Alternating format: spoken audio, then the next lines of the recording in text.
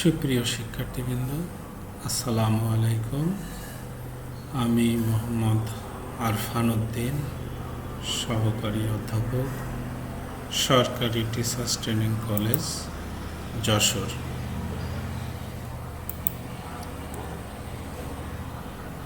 আজ আমরা বিএড অনার্সের থার্ড ইয়ার 6th সেমিস্টারের আইসিটি এডুকেশন পেপার 4-এর বেসিক কম্পিউটার নেটওয়ার্কিং টপিকের মধ্য থেকে different types of network devices নিয়ে তোমাদের সাথে কথা বলবো। তোমরা মনোযোগ দিয়ে আমার কথা শোনো। এই ছবিটা দেখে তোমরা কি কিছু অনুমান করতে পারো? উপরে দুটো ছবি আছে মানুষের, আর নিচের দুটো ছবি আছে কম্পিউটারের।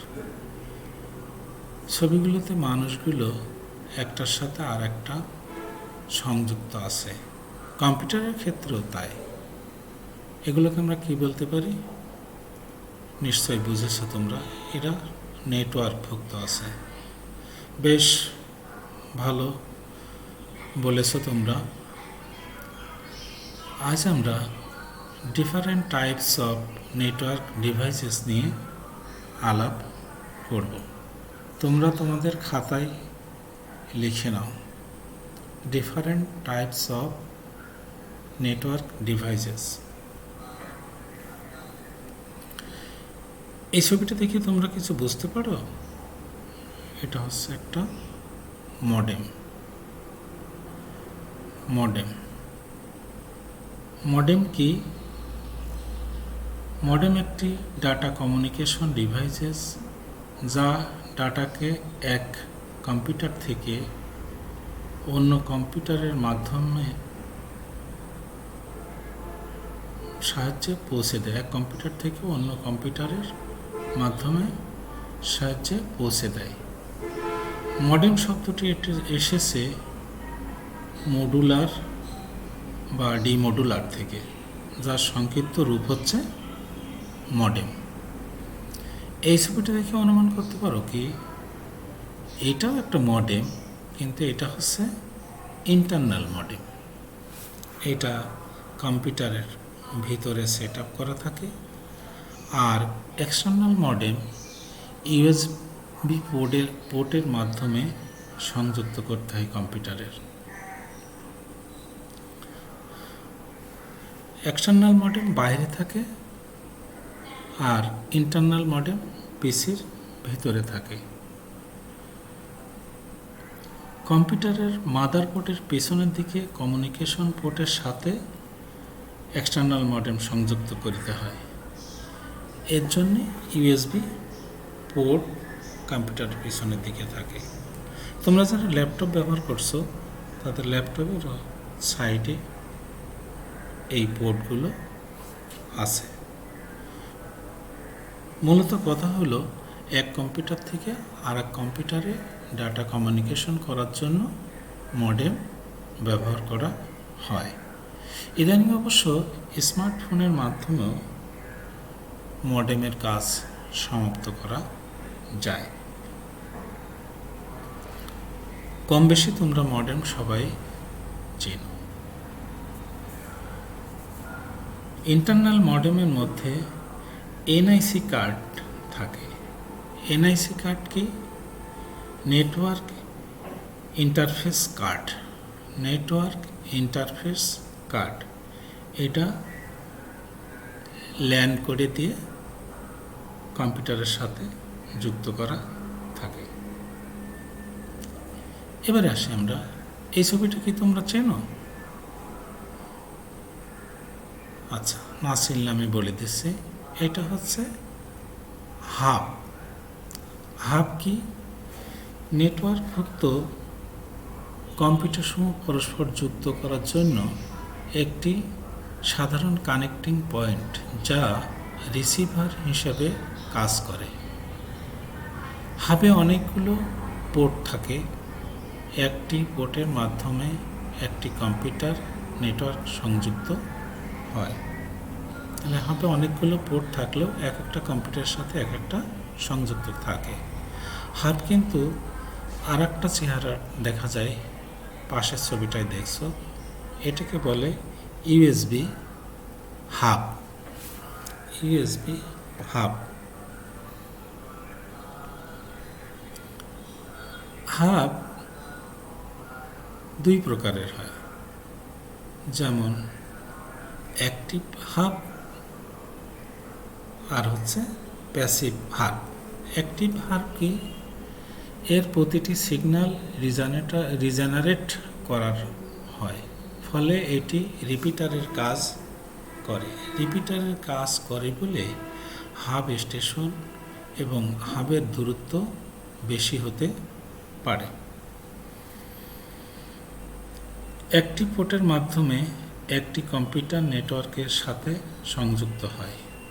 হাবের অন্তর্ভুক্ত যে কোনো কম্পিউটার থেকে অন্য ডেটা প্রেরণ করলে তা সব পোর্টে পৌঁছায় দেয়, ফলে নেটওয়ার্কের সকল কম্পিউটারই উক্ত ডাটা গ্রহণ করতে পারে।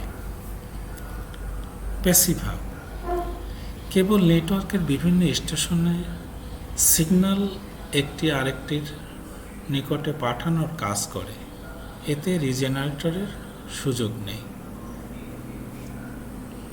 তাহলে আমরা হাব সম্পর্কে পরিচিত হলাম। হাবের কি কি সুবিধা আছে? হাবের দাম তুলনামূলক কম। হাবের আর একটা বিশেষ সুবিধা আছে, বিভিন্ন মিডিয়ার সাথে যুক্ত হতে পারে।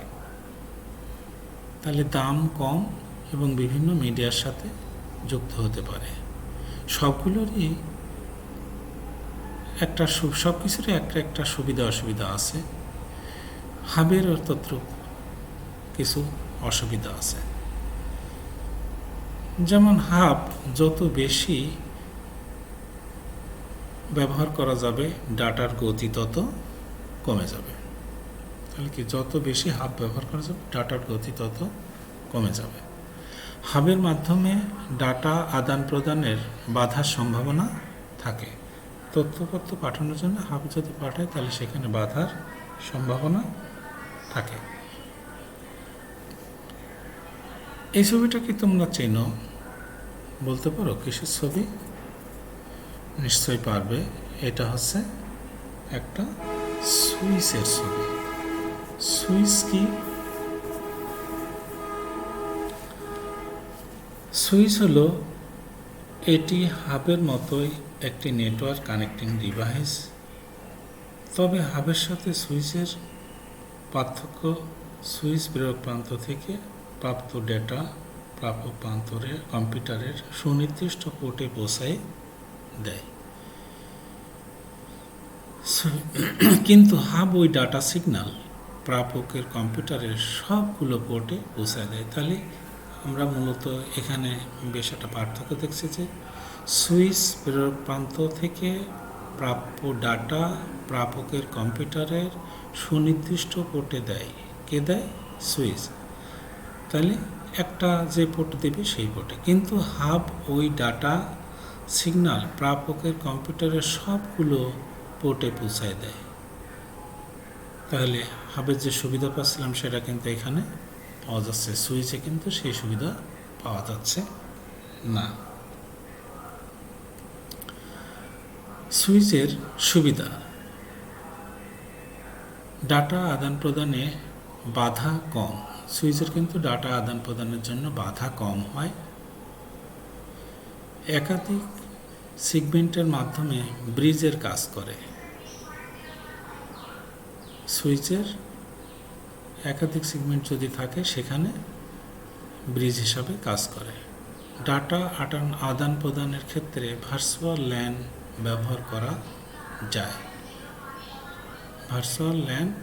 করা যায়। সুইচের কিছু অসুবিধা আছে। সুইচ হাবের তুলনায় কিছুটা মূল্য বেশি। হাবের চেয়ে সুইচের দাম কিন্তু বেশি। আবার সুইচের আর একটা বিষয় অসুবিধা হলো, সেটা হলো কনফিগার করা কঠিন। তোমরা নিশ্চয়ই জানো যে কনফিগার করার জন্য যেসব কেবলগুলো যুক্ত করতে হয় সেগুলো যদি সঠিকভাবে সেট করা না হয় তাহলে ডাটা ট্রান্সফার হবে না। বেশ ভালো। এই ছবিটা তোমরা চেনো, হয়তো দেখতে পারছো কোথাও। এটা হচ্ছে রিপিটারের ছবি। রিপিটার কি? নেটওয়ার্ক মিডিয়ার মধ্য দিয়ে ডাটা সিগন্যাল প্রবাহের সময় নির্দিষ্ট দূরত্ব অতিক্রম করার পর অ্যাটেনিউশনের কারণে আস্তে আস্তে দুর্বল হয়ে পড়ে। তখন এই সিগন্যালকে অ্যাম্প্লিফায়ার বা শক্তিশালী করে গন্তব্যে পৌঁছায় দেয়। সেটার কাজ করে হচ্ছে রিপিটার।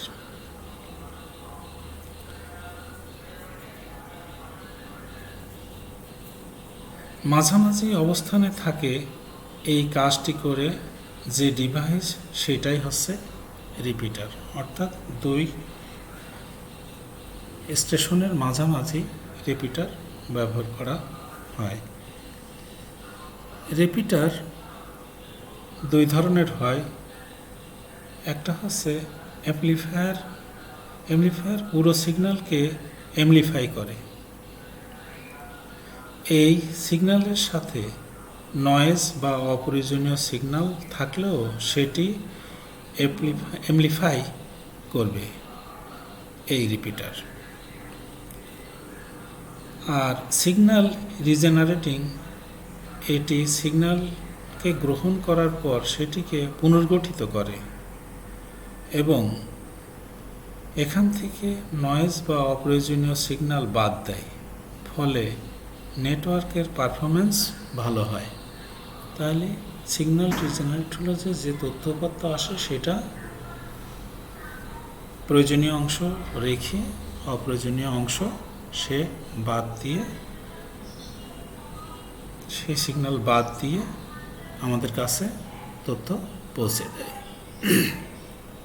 তাহলে অ্যাম্প্লিফায়ার আর সিগন্যাল রিজেনারেটরিংয়ের মধ্যে একটু পার্থক্য তোমরা দেখতে পেলে। এই ছবি কি তোমরা চেনো? হ্যাঁ, নিশ্চয়ই চিনবে। এটা হচ্ছে রাউটার। বিভিন্ন ধরনের মডেল, বিভিন্ন আকৃতির রাউটার তোমরা দেখতে পাবে। রাউটারের কাজ হলো এক নেটওয়ার্ক থেকে আরেক নেটওয়ার্কে ডাটা পাঠানোর পদ্ধতি হলো রাউটিং বলে। যে ডিভাইস রাউটিংয়ের কাজে ব্যবহার করা হয় তাকে রাউটার বলে। এক নেটওয়ার্ক থেকে আরেক নেটওয়ার্কে ডাটা পাঠানোর এই পদ্ধতিকে, এই ডিভাইসটারই হলো রাউটার।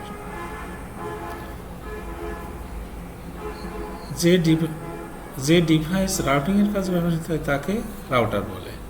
ভিন্ন ভিন্ন নেটওয়ার্কে যুক্ত করার জন্য এই ডিভাইস ব্যবহার করা যায়।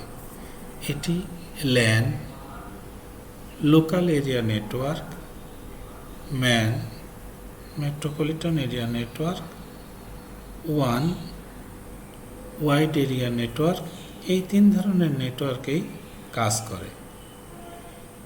রাউটারের মধ্যে ইন্টেলিজেন্সি, বুদ্ধিমত্তা দেওয়া থাকে না। এক নেটওয়ার্ক থেকে অন্য নেটওয়ার্কের ডাটা কমিউনিকেশনের ক্ষেত্রে সংক্ষিপ্ত পথ খুঁজে বের করে নেয়। যে পথটা তাড়াতাড়ি যাওয়া যায়, নেটওয়ার্কটা সেই পথে যায়। ভিন্ন ধরনের টপোলজি নেটওয়ার্ক যুক্ত করার জন্য রাউটার ব্যবহার করা হয়। আমরা রাউটার সম্পর্কে জানলাম। রাউটারের সুবিধা: ডাটা ট্রান্সমিশনের ক্ষেত্রে বাধার সম্ভাবনা কমায়, ডাটা ফিল্টারিং সম্ভব হয়, মানে প্রয়োজনীয় অংশ যে রিজেনারেটরিংয়ের মতো এরা যেটুকু প্রয়োজন সেটুকুই দিয়ে থাকে। বিভিন্ন ধরনের নেটওয়ার্কে যুক্ত হতে পারে, যেমন রিং, টোকেন ও ইথারনেট ইত্যাদি। ল্যান ওয়ান উভয় পরিবেশেই এটা ব্যবহার হয়ে থাকে। আমরা ডেফিনেশনের মধ্যেও কিন্তু এটা বলেছি। অসুবিধা: রাউটারের দাম বেশি। রাউটার একই প্রোটোকল নেটওয়ার্ক ছাড়া সংযুক্ত হতে পারে না। রাউটারের গতি ধীর হয়। রাউটারের গতি ধীর গতি সম্পন্ন হয়।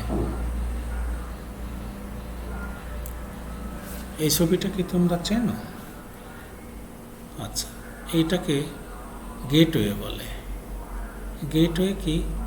গেটওয়ে ভিন্ন ধরনের নেটওয়ার্ক সমূহ যুক্ত করার জন্য ব্যবহার করা হয়। হাব, সুইচ, রাউটার ইত্যাদি ডিভাইস প্রোটোকল ট্রান্সলেশনের সুবিধা দেয় না, কিন্তু গেটওয়ে এই সুবিধা দেয়।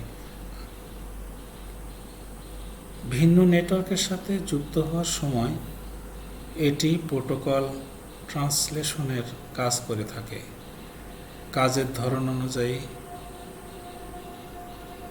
গেটওয়ার্কে কয়েক ভাগে ভাগ করা যায়। এর মধ্যে অন্যতম হল address gateway, protocol gateway, application gateway.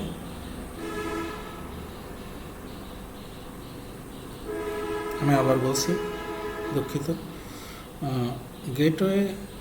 গেটওয়েকে কয়েক ভাগে ভাগ করা যায়। এর অন্যতম হল address gateway, protocol gateway, application gateway. গেটওয়ের সুবিধা: ডাটা ট্রান্সমিশনের ক্ষেত্রে বাধার সম্ভাবনা কম। বিভিন্ন প্রোটোকল বিশিষ্ট নেটওয়ার্কে যুক্ত হতে পারে। গেটওয়ে ভিন্ন আর্কিটেকচার সম্বলিত। গেটওয়ের কিছু অসুবিধা আছে। অতিরিক্ত অ্যাড্রেসিংয়ের কারণে এটির গতি ধীর সম্পন্ন হতে পারে। অতিরিক্ত অ্যাড্রেসিংয়ের কারণে এটির গতি ধীর গতিসম্পন্ন হতে পারে। ইনস্টল ও কনফিগার করাও বেশ জটিল।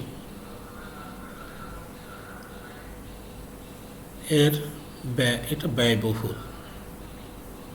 বড় বড় প্রজেক্টে এগুলো ব্যবহার করা হয়। এতক্ষণ যা তোমরা শুনলে তার থেকে দেখো তো এই ছবিগুলো কিসের এর চিনো কিনা। প্রথম ছবিটা কি? এটা হচ্ছে একটা হাব। কি ধরনের হাব?